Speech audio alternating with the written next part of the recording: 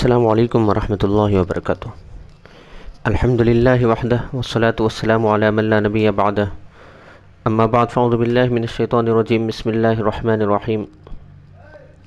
محترم حاضرین، ہمارے یہاں پہ اس چینل پہ مسائل وغیرہ کا سلسلہ چل رہا تھا، تو آج کی یہ کلپ ہماری جو سیریز چل رہی ہے سوالات اور جوابات کی، آپ کے مسائل اور ان کا حل، اس کا ایک تھرڈ سیشن ہے، تیسرا پارٹ ہے۔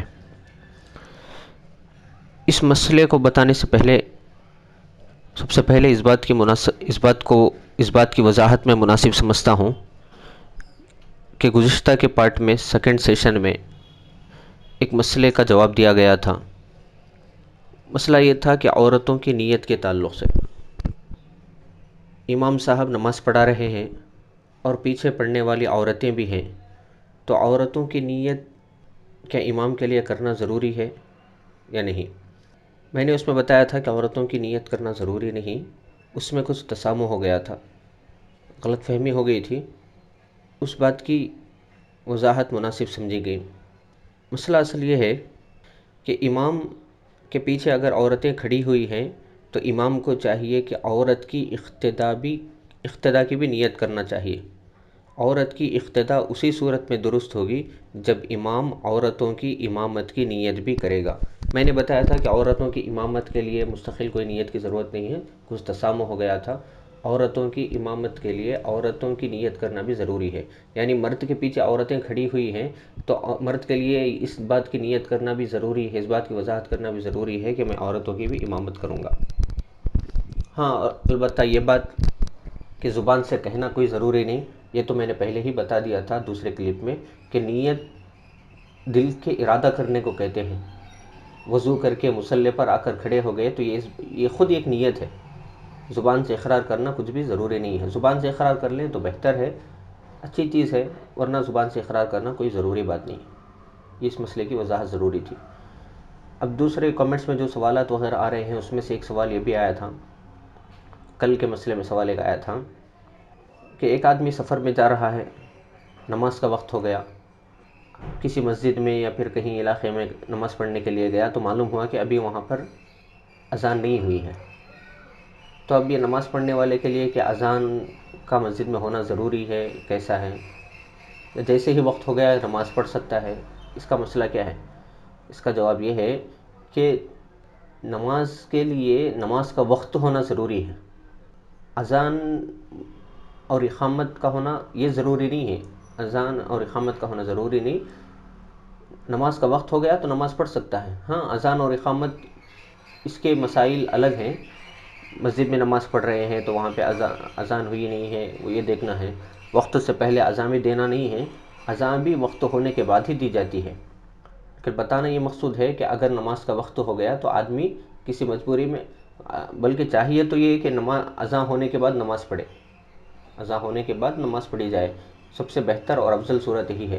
ہاں، اگر کسی کہیں سفر وغیرہ ہے، کہیں کسی مجبوری ہے، اذان تک رک نہیں سکتا، تو ایسے آدمی کے لیے چاہیے کہ نماز کا وقت ہونے کا تو کم سے کم تھوڑا انتظار کر کے نماز کا وقت ہونے کے بعد اپنی نماز کو ادا کرے۔ جیسے مثال کے طور پر میں نے سمجھایا تھا، ظہر کی نماز ہے 12:40 پر، مثال کے طور پر سمجھیں کہ ظہر کی نماز کا وقت ہو رہا ہے، اب یہ آدمی سفر کر رہا ہے، اب اس کی ٹرین ہے 1 بجے، اب اذان بھی ہے ظہر کی 1 بجے مسجد میں، اب ایسا آدمی اذان کے بعد نماز پڑھ کر چلے جائے گا تو ٹرین کے چھوٹنے کا اندیشہ ہے، تو ایسا آدمی 12:40 تک انتظار کرے گا۔ 12:40 جیسے ہی ہو جائیں گے، احتیاطی طور پر 1-2 منٹ آگے کر کے اس کے بعد اپنی نماز، ظہر کی نماز پڑھ کر واپس اپنے سفر کے لیے روانہ ہو سکتا ہے۔ اذان کا ہونا ضروری نہیں ہے ایسے آدمی کے لیے، نماز کا وقت ہو گیا 12:40 کو، ظہر کا وقت تھا تو 12:40 جیسے ہی ہو گئے تو یہ آدمی کے لیے نماز کا وقت ہو گیا ہے تو نماز پڑھ کے جا سکتا ہے۔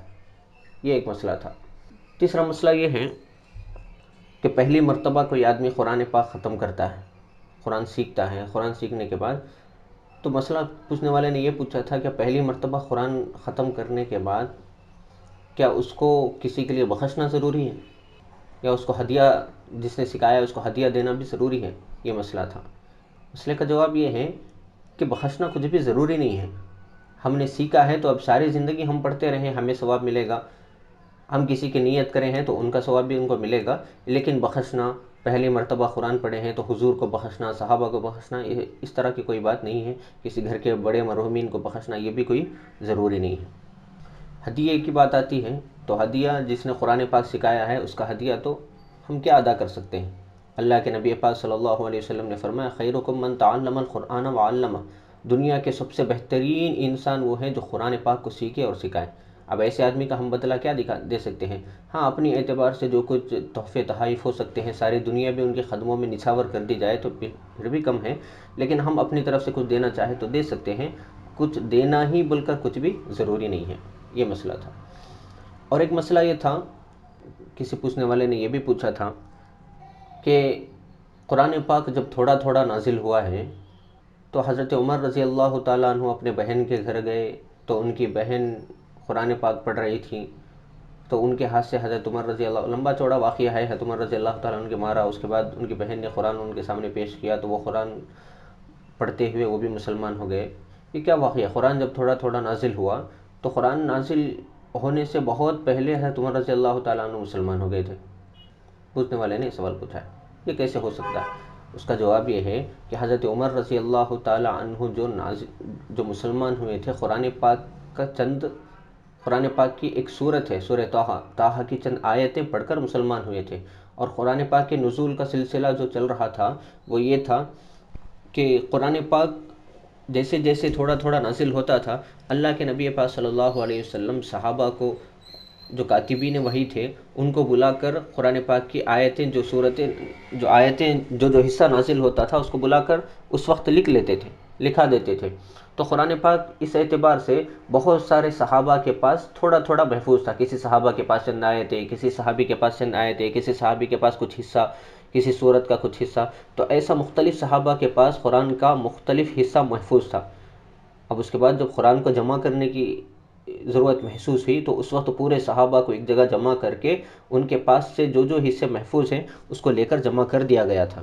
تو حضرت عمر رضی اللہ، ہو سکتا ہے جو صحابی حضرت عمر رضی اللہ تعالیٰ عنہ کی بہن کو قرآن پڑھا رہے تھے، ہو سکتا ہے کہ ان کے پاس بھی قرآن پاک کا کچھ حصہ محفوظ تھا. وہ جو حصہ ان کے پاس محفوظ تھا وہ پڑھتے ہوئے حضرت عمر رضی اللہ تعالیٰ عنہ مسلمان ہوئے تھے. پوری قرآن ان کے پاس نہیں تھی. قرآن مختلف حصوں میں مختلف صحابہ کے پاس تقسیم ہو گئی تھی. الگ الگ جب جیسے جیسے ضرورت ہوتی تھی قرآن پاک کو نازل کیا جاتا تھا، اور قرآن پاک مختلف صحابہ کے پاس لکھا ہوا محفوظ تھا، پتوں پر، ہڈیوں پر، لکڑیوں پر، پتھروں پر. اس طرح صحابہ کرام رضی اللہ عنہم اجمعین قرآن پاک کو اپنے پاس لکھ کر محفوظ کیا کرتے تھے. جب قرآن پاک کو جمع کرنے کی ضرورت محسوس ہوئی تو اس وقت سب صحابہ کے پاس سے لے کر پورے صحابہ جہاں کہیں بھی بستے تھے سب میں اعلان کرایا گیا کہ قرآن پاک کا جو حصہ جس کے پاس محفوظ ہے وہ لے کر آ جائے، ہم قرآن پاک کو جمع کر رہے ہیں. تو اس وقت جب اعلان ہوا تو اس وقت قرآن پاک کو جمع کیا گیا تھا. بہرحال یہ مسئلے کا مختصر سا جواب تھا. اللہ تبارک و تعالیٰ سے دعا کریں، اللہ تبارک و تعالیٰ ہم تمام کو دین کی صحیح سمجھ نصیب فرمائے. مرتے دم تک اللہ تبارک و تعالیٰ ہم تمام کو اخلاص کے ساتھ سنت و شریعت پر عمل کرنے کی توفیق عطا فرمائے. آپ کے بھی اگر کچھ مسائل وغیرہ ہیں تو کمنٹس میں کر سکتے ہیں، انشاءاللہ اس کا بھی جواب دیا جائے گا. اور باقی جو سوالات ہیں اس کا جواب اگلی کلپ میں دیا جائے گا. السلام علیکم ورحمۃ اللہ وبرکاتہ.